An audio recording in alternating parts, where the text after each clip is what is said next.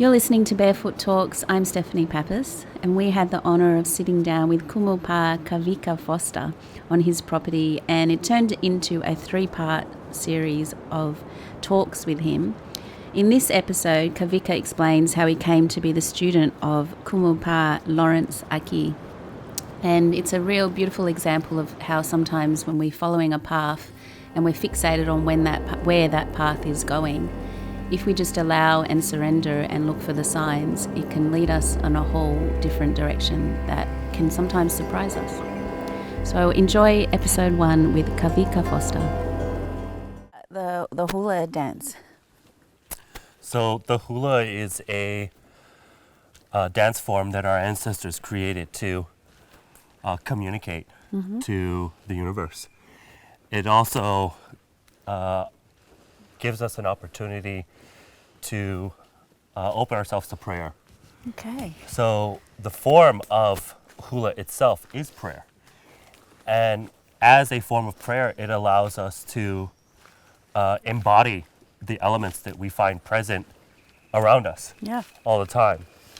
The waterfalls, the rivers, the land, and it allows us to tell a story, share history. Through the movements. Yep. And the breath. Is the breath a big component of the hula? We call this the ha. Okay. And the ha is the breath of life. And in hula, we're utilizing the entirety of our being. So in working with the breath, what we're able to do is slow our time down. Okay. And enter a space where we're communicating clearly With the universe. with the universe.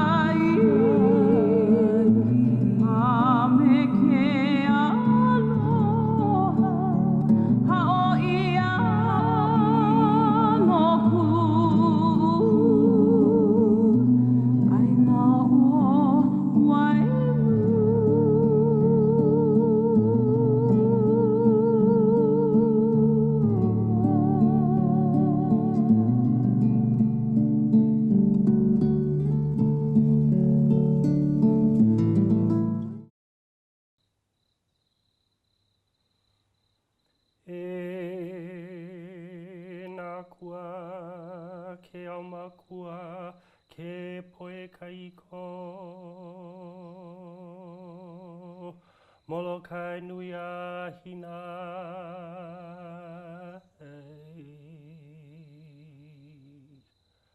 aloha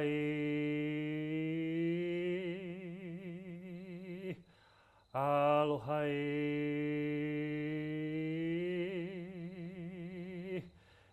mahalo Kulikako aloha nā kua ao makua poi kahiko mahalo e ka la e ka aina mahalo e ka makani hele mai akua e hoi mai akua e pili mai akua.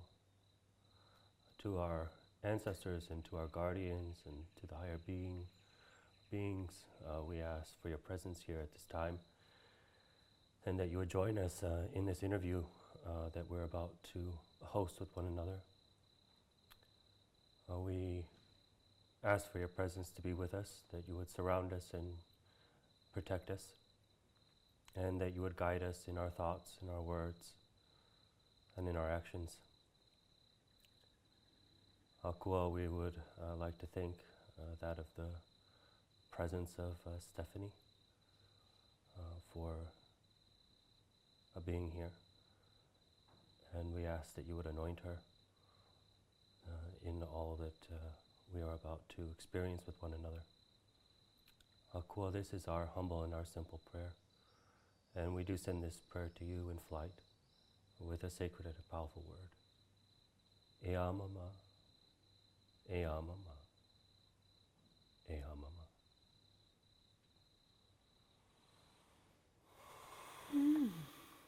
Welcome to Barefoot Talks. Thank you for having me. Yeah. What a beautiful way to begin, and what an incredible surrounding we get to sit in today. So thank you for inviting us to your home and to this sacred land right here. Yeah. Look, we're really fortunate to be here, and I too want to thank you, Stephanie, for coming and doing this. Thank you. Yeah. Before we get into the connection of how we got to have this interview today, let's just start with you explaining to me, if you could, who you are. Great. Yeah. Sure. In any form you want to take it. Form. Yeah. All right. My name, my title is Kumu Pa'a, and my name is Kawika Foster. Kumu is a teacher. It is a practitioner. And Pa'a is a foundation that's unshakable, it's unmovable. Okay. And I have been trained in the cultural and traditional practices of our ancestry, and we stem from a lineage of 51 generations. And I am the 51st generation to perpetuate the culture and to continue to preserve and hopefully someday instill those traditions onto the next generation. Yeah. And that's who I am. You're a father. I'm a father. Yeah. That's right. Father of 3 beautiful children.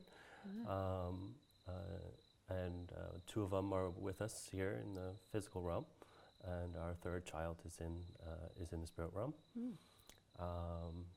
I am also a husband. And so we live here in this beautiful place together, and we are raising our family and sharing the culture as much as we can. And following your purpose, do you feel that it has been something of choice, this path that you're on, or is it something that you feel is your purpose that you have no choice than to follow? Okay, that's a really good question too. Yeah. Okay, I knew from a very early age that this was a path that I wanted to pursue. In my personal story, in the earlier time of my life, I was born on the island of Oahu to set of very young parents. My mother was 16, my father was 19 at the time. And I was born in the land district known as Waianae, and it's still today it's still a very rough area of the island to grow up and to be a part of. So earlier on, at the time of my birth, I was actually placed into foster care, and I was adopted out of my family. I was fortunate enough to have been taken in by the foster family that I had been placed with. And they ensured that I had all of the information that I needed of my biological heritage, particularly my birth certificates and such, in order to one day pursue my blood quantum Culture, and my culture. So I didn't grow up around the culture of Hawaii, but I had always had this yearning to know and to understand it from an early age for that very reason. Because I didn't grow up in the culture or on the islands, I always, as I began to mature and progress in my understanding of life, always wanted to pursue that kind of and know that for myself. Yeah. So when you went into foster, they took you out of Hawaii, is that what you're saying? So the foster family that I was placed with was living on Oahu. All right. They, my mother Susan and my father Raymond, were there because my dad had a job with Del Monte Fresh Produce, which was a big agricultural company for pineapples on the islands at that time. They were living on the island of Molokai and gave birth to their 2 children on the island. My older siblings, Ben and Kara, and then later decided to adopt me and enter into the foster care system. So I lived with them on Oahu for about 5 years, and that was at 5 weeks old. So very early on in my life, I entered into their care. And then a year later, they adopted me. And they were the first case of foster parents being allowed to adopt their foster children, because at that time it wasn't legal to do so. Okay. Yeah. So we were there on Oahu. At the age of 5, we moved to Costa Rica. And in Costa Rica, we were there for about 5 years. It was another job opportunity for my father. Okay. From Costa Rica, we moved to Arizona, which is where a lot of my adoptive family is located. And I'm going to stop calling them my adoptive family now. Yeah, it's just my family. Feels like your family. Yeah. So we moved to Arizona.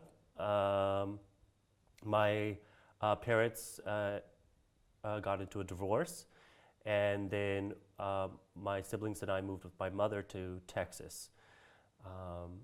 And then from Texas, I moved with my mother to California. Yeah. And completed high school, went into university, graduated from the Fashion Institute, Design and Merchandising, FITM. And then it was at that point in time of my life when I decided that I was going to return to Hawaii, pull on my heritage roots, and that's actually how I made it happen.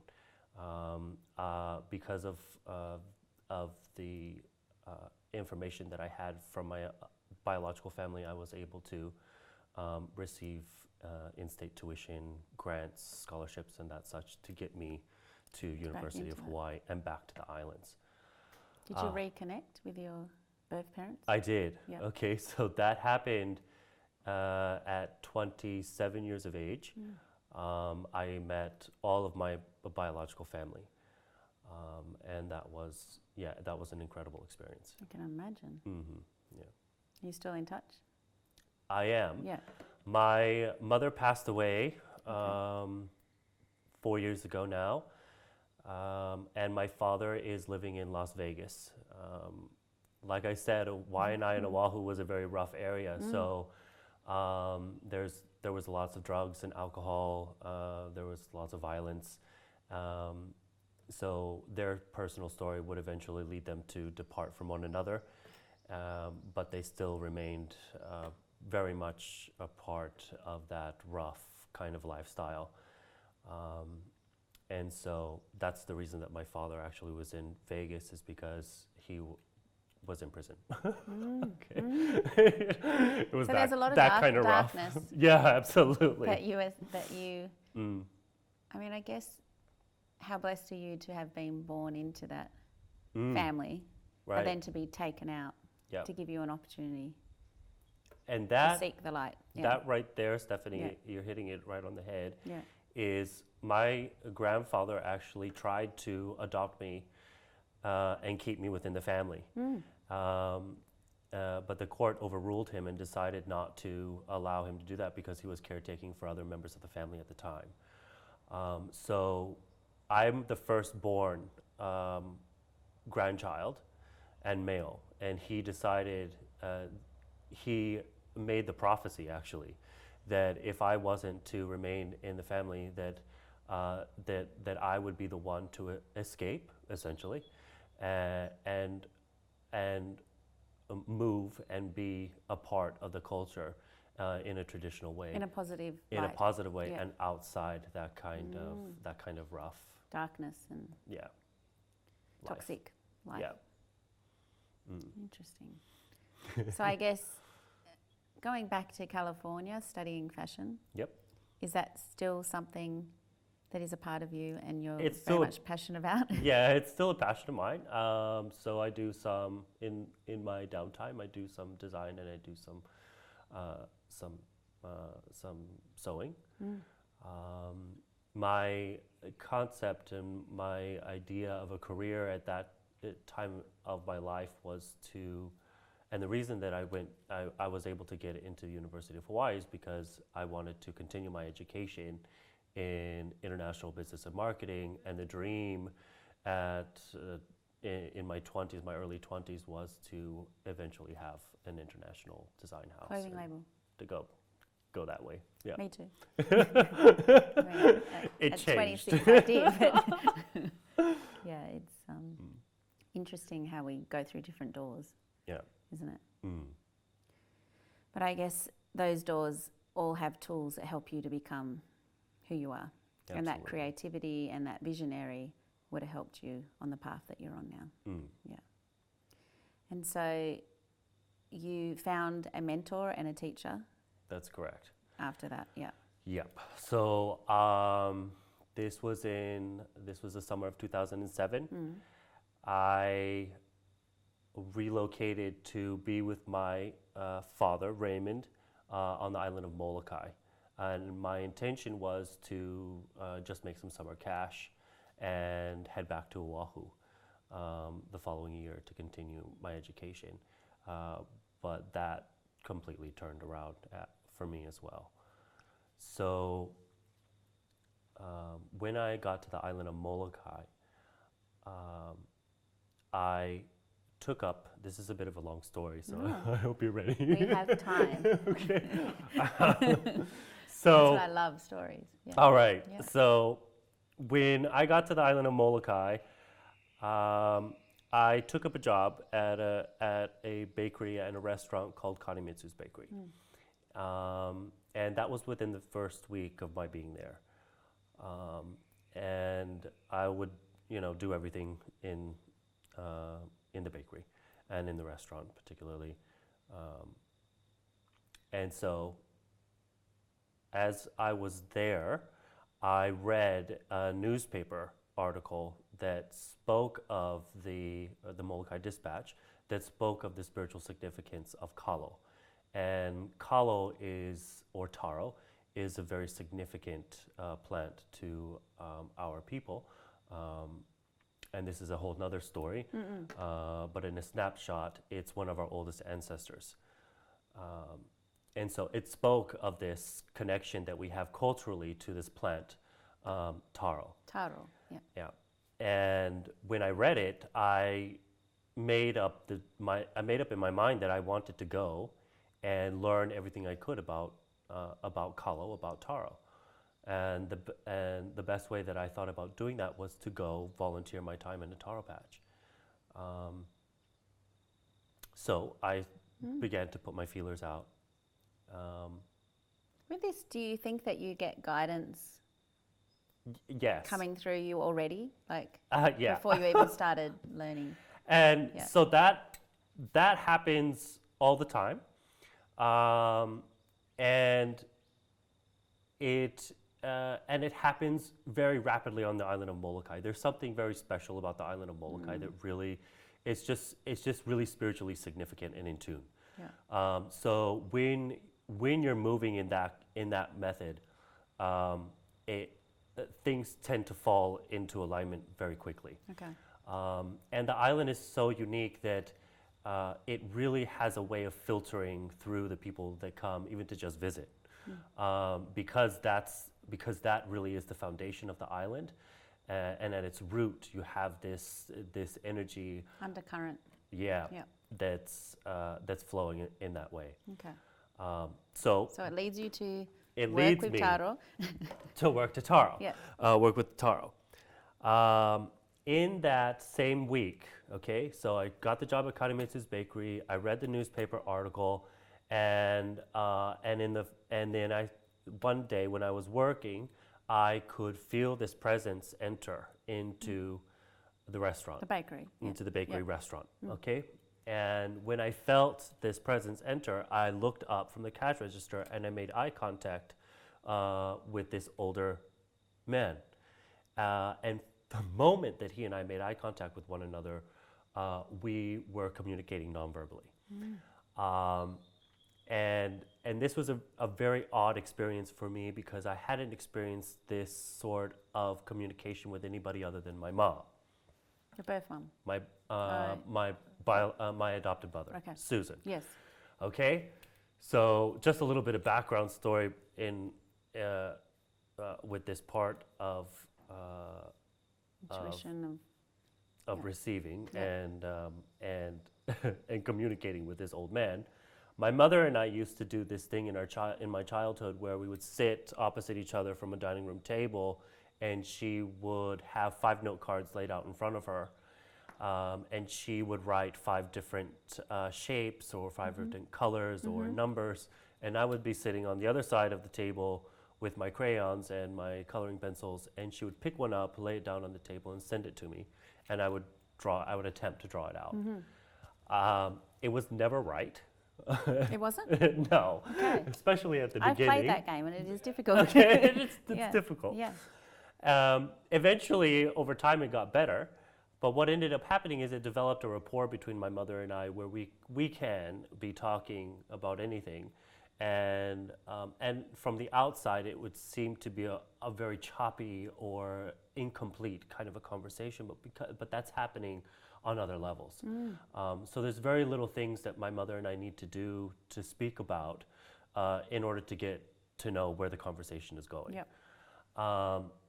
So now, fast forward. This was between the ages of 5 and 10 that was happening. Fast forward now, and here is this man. I don't know him, and it was as clear of a communication as it would have been with my mom. So I was completely stunned, but I had to continue about the business of the restaurant. Yeah. So I eventually make my way to his table. I welcome him to the restaurant, and I'm hoping that he's going to begin to speak to me, but he didn't. All of the communication happened with his wife. So he came into the restaurant actually holding hands with his wife, and so I took their order and went about the business. And then the next thing I knew, he was approaching the cash register, and I gave him his total. He gave me some cash, and I gave him his change, and he turned away and left. And the whole time that that we're engaging with each other in this space, I'm asking him who he is. I'm really quite curious, about Who are you? Who are you? Yeah. So he leaves the restaurant, and I'm thinking as hard as I can to the back of his head, and he gets from me to about that tree over there, and on his exit, and I'm thinking to him, please don't go. I would really like the opportunity to get to know who you are. And he stopped dead in his tracks, came right back up to the register, shuffled his wallet out of his back pocket and handed me a card and walked away. Didn't say one word. So on this card it says, storyteller. And I'm totally excited. I finish up the happenings for the lunch of that segment of the day in the restaurant, and I make my way back home, and I share this experience with my father, and I call my mom up on the phone and talking to her about it. But I lose track of that experience, and the reason that I lose track of that experience is because I take up a second job at this. Go back to reality. Back to reality. Take up a second job at Mango Mart, which is this local grocer. Yeah. So I lose track, and I'm working at Kanemitsu's Bakery at 4:30, 5 o'clock in the morning, and I'm closing up Mango Mart at 11:30. I'm home by 12, kind of thing. So I completely lose track of that experience. But I'm still on the hunt for an opportunity to work in the taro patches, right? It's really interesting. Like it's almost like you want to go this way. Yep. And your ego's And it's keeping you that way. And but it's showing you another way. Spirit's Yeah. going me another way. Yeah. Right? But you don't want to listen. I didn't want to listen. Yeah. And I got too concerned in the moment to pay attention. So what ended up happening was between Kanemitsu's Bakery and Mango Mart is this little shop, this little trinket shop called Imamura's. Yes. So in Imamura's, there's this glass display case in the front, walkway of this shop. And on display was 3 bright yellow Molokai poi t-shirts. And poi is a derivative of kalo, right, of taro. They pound it, they take the tuber of the plant, they pound it, and they turn it into poi. And pasty purple substance, it's really good with all dried fish and all kinds of stuff. So on my break, before I head over to begin my shift at Mango Mart, I drop into Imamura's, and I asked the auntie Juario, who's there, about these Molokai poi t-shirts, and I told her, look, I'm really interested in working in a taro patch field, and I was wondering, where this Molokai poi is made. And she ended the conversation, actually. She just walked away, okay? Yeah. So I thought it was done, right? And what she told me was that the poi was not made on Molokai. So, and that was it. That was the end of the conversation. Yeah. I was like, oh, shucks, okay, well, moving on. As I'm making my way out of the store, she comes back up to me and she taps me on my shoulder, and I turn around, and she's got her hand out in front of her, and there's this torn corner of a receipt in her hand, and I take it out of her hand, and she says to me, if you really want to learn about taro, that's the person that you need to make contact with. And I said, great. And there was a name written on this piece of paper, and it read... The torn piece of paper. The torn piece of paper. Yeah, right. And it read Lawrence Aki. And so I was like, okay, well, I said, auntie, everybody's auntie and uncle, right? Yeah. So I said, auntie, do you have a phone number for him? And she said, no, boy, I gave you a name. And I said, okay. So it's like, yep. Move on. Mahalo, thank you. Yeah. So I go to Mango Mart to start my position there, and to start my shift. And I'm having a conversation with Haley, who's the manager at the time. And I said, Haley, do you happen to know who Lawrence Aki is? And she says, no. But the girl that you laugh and sing with all the time, here, as you're working about, and doing your work here in the Mango Mart, her last name is Aki, and I believe that she is an Aki girl. And I said, no way, this is Jamie. Yeah. I said, Jamie? She said, yeah, that's an Aki girl. Her last name is Aki. And I said, great, when does Jamie come in? Because we always closed with each other, right?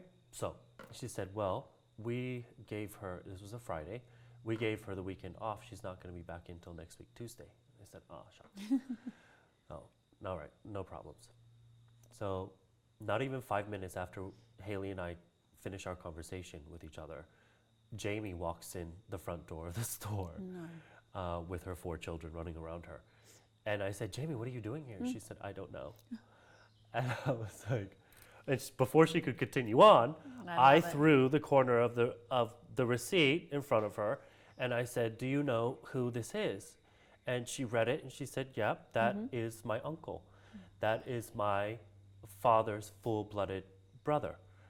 And she said, well, how come you want to know? And I was like, well, I want to go volunteer my time in his taro patches. And she said, and I'm gonna cuss here. And she said, "Are you fucking crazy?" And I said, "No, I really want to do this." And she said, "Look, I have spent my whole life trying to get my ass out of having to work in those taro patches. And you're telling me that you want to go and volunteer your time there." I'm at Mango. And I said, "Okay." And I said, "Yep, that's what I want to do." And she said, "Okay." She was the one that gave me the phone number. So the next day, I called Lawrence to inquire about volunteering my time in his taro patches. And I got an answering machine, so I left a message. And Feeling a bit frustrated? yeah, a bit. Yeah, you know, I'm ready to go. So 45 minutes later, he returns my call. And I'm dominating this conversation, right? Thank you so much for calling me. You know, my name is Kawika. I'm new to the island of Molokai. I found out that you have taro patches in Halawa. I'm really interested in working and volunteering my time for you. And he said, whoa, boy, you know. Take a breath. Calm down. And then he completely shifted the conversation on the phone. And he said, boy, what is your purpose? What is your reason for calling me? And I said, all right. So that's when I told him. I said, I am learning, I want to, and I'm yearning to learn about my culture and my heritage. And I came across you by accident, but I don't really feel that it's accident. And so I continued on, and he stopped me again. And he said, okay, I've heard enough. We need to finish this conversation on the phone, but we need to end the conversation in person because I need to look into your eyes. And I said, look into my eyes. It's a bit confronting. Bit. So what we did was we set up a time the following day to meet at his home to end the conversation. And we set it up at a particular time because at that stage I was still dependent on my father to get me where I needed to go on the island. And he didn't get off of work until about 5 o'clock. And so we set up the time to meet one another at 6. So I hang up the phone with Lawrence, and I immediately pick the phone back up and I call my dad. And I said to my father, look, I just got off the phone with Lawrence. I'm really interested in meeting up with him later on. Can you take me to go meet with him? And he said to me, Kawika, are you sure that you want to go work in a taro patch? And I said, yes, absolutely. Yep. You still thought that was the path? I still thought that was the path, right? Yeah. I'm going to interview, a personal interview. Well, and then my dad, right? My dad was like, look, Kawika, the only work experience that you've had is folding T-shirts, right? So are you really positive? Are you sure that you want to go work in a taro patch? It's going to be real work. And it's going to be labor intensive. And I said, yep, that's what I want to do. Where are you? And he said, well, I'm coming home. And I said, well, why are you coming home? And he said, well, I felt I was needed at home, so I took up the rest of the day off of work. So my dad's pulling up the driveway as we're hanging up the phone with each other. So he gets me to Lawrence's place that afternoon. And I'm banging on this door, this green door. The main door's open, and I can look down this hallway. And this is in downtown Kanekakai. It's June, and it's hot, right? So as I'm looking through this screen door, this massive Hawaiian man steps into the back end of this hallway, and he's got his hair, out, cascading out over his shoulders. He's shirtless because it's hot. He's wearing his shorts, and he's barefooted. And he's smoking a cigarette. And he comes up to the screen door, and he says, you must be Kawika? And I said, yes, I am. He said, do you want to come in and have a conversation with me? And I said, yes, I do. So he met my father briefly, and my father left us to go have a conversation in his home. So I follow him to the back end of his house, and we get into this living area, and there's all kinds, every kind of Hawaiian implement that you could imagine. The hula gourds, the ipo, the conch shells, the necklaces, the books. There was an entire library. And later on I would find out, but there was an entire library of all kinds of Wisdom and culture. And cultural references from the Bishop Museum, the island of Oahu. So I drop into this space, and I'm sitting catty-cornered with him on his lounges, and he starts asking me who I am. So I share with him everything, literally everything, Stephanie, from the first breath of into this life, and where I was at 23 years of age, sitting across from him on a lounge, and every high, every low, everything. And when I was done, he began to share with me his life story, and that's when I knew why I was there, because he started to share with me how he was raised, and the lineage of culture and heritage that he belongs to, among other things. And when he started to share with me, I stopped him and I said, look, I want to learn from you. And he said, no. And I told him, I said, I don't think you heard me. Like, I really want to learn from you. I've wanted this since I was a child, since I was 10 years of age, actually. Another little blip of a background story there. When I was 10 years old, I made up my mind that I was going to learn everything I could about my culture and heritage through a dream. So in this dream, I woke up in darkness, and it frightened me, and I tried to wake myself, and I couldn't.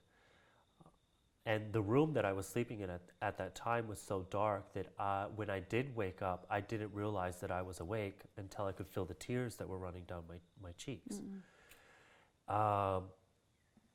And so when I realized that I got up out of bed, and I made my way to the other side of my parents' house. And the other thing that my mother and I used to do, was I used to stand at the side of her bed and I would will her awake.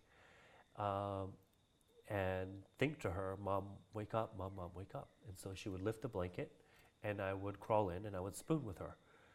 And that night, when she lifted her blanket, I didn't get in.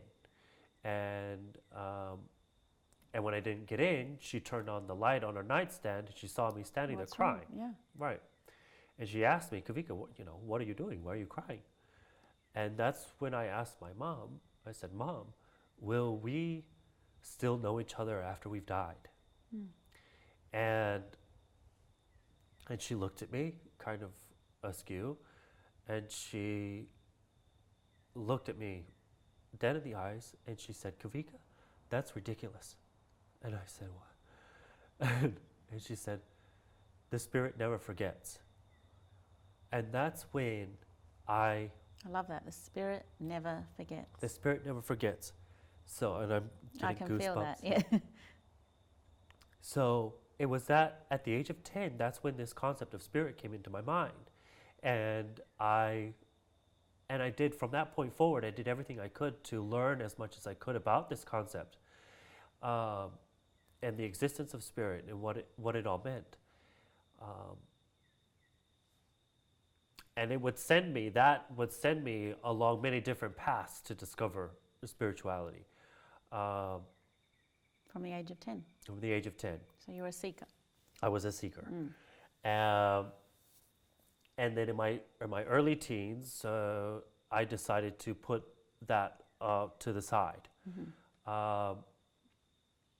But I told my parents at the age of 10, when I started doing that learning, I said to my mom and my dad, if I ever get the chance, if I ever get the opportunity to go away and learn about my culture and my heritage in this kind of a way, then I will do it. And I will do whatever Whatever I it need takes. to do, whatever it takes. If it means I need to drop off the face of the planet, if I need to completely forget who you are, then that's what I want to do. And they both looked at me like, okay, what is this 10-year-old talking Who's this about? child? Yeah. But anyways, there I was. So now you're in the lounge room. Now I'm in the lounge room. I'm 23 years of Yeah. age. And I'm like, you don't understand, Lawrence. I have Yeah. been wanting this since the age of 10. I really want to do this. And he said no to me. And then I asked him why, right? And this is the kind of person that you don't really ask why. But I asked him anyways. So, Why are you rejecting why me? are you rejecting me? You know? So, and he told me, look, you're 23 years of age. You don't know where your career is taking you. Your hormones are jumping. You don't know where your relationships are going to take you and lead you. And the kind of commitment that it takes for us is a lifetime of a commitment. And you have too many other circumstances on you that would distract you and would lead you to not remain true to that commitment. So the answer is no. The other reason that he said no to me at that time was because he had spent at that time in his life 43 years learning from his teacher. And he had seen hundreds of students professing a lifetime worth of commitment come and go with his teacher. Yeah. And also, that also happens to be his blood uncle. And so he made up his mind at that time not to teach because Filippo had shared with him once, because he had asked if he was ever angry with the students that come and go. And his teacher and his uncle said to him, no, I'm not ever angry, but I do get disappointed. And so Lawrence, with that answer, Lawrence had made up in his mind that he was never going to have to deal with that level of disappointment. And especially not from some young whip that, doesn't know where his life is taking him. So the answer was no. But what he did decide was, if you want to, what he said to me is, if you want to volunteer your time in my taro patches, you're more than welcome to do so. If you want to volunteer your time on the taro patches, you're more than welcome to do so. You're more than welcome to do so. Oh, excuse me. I don't know how he got out. This is Rocco. Hi, Rocco. We need Can to. pause for a second. Yeah. Hi, Rocco. I need to get him Chocolate will make you sick.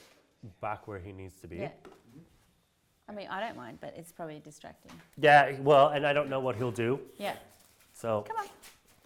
I know. All right. he must all have right, crawled all out right. from underneath the house. There we go. Come here, Rocco. Come on. Oh, I want one. All right, go, Rocco, go. Come on. Go.